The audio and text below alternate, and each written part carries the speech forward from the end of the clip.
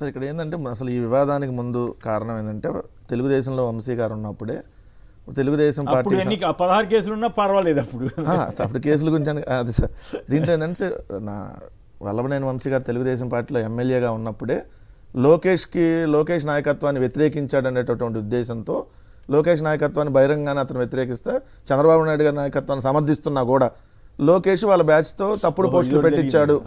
First వివాదం అసలు వల్లభనేని వంశీ గారు అక్కడి నుంచి బయటికి రావడానికి కారణం ఏంటి? వీళ్ళు ఆల్రెడీ హరికృష్ణ గారితో బాగా అటాచ్మెంట్తో ఉంటారు.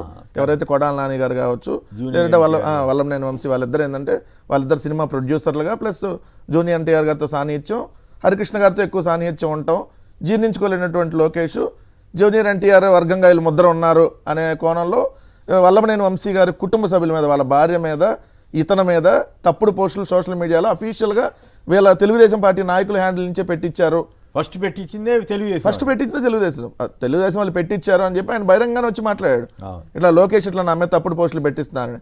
అక్కడి నుంచి తెలుగుదేశం పార్టీ నుంచి ఆయన బయటికి రావడం జరిగింది.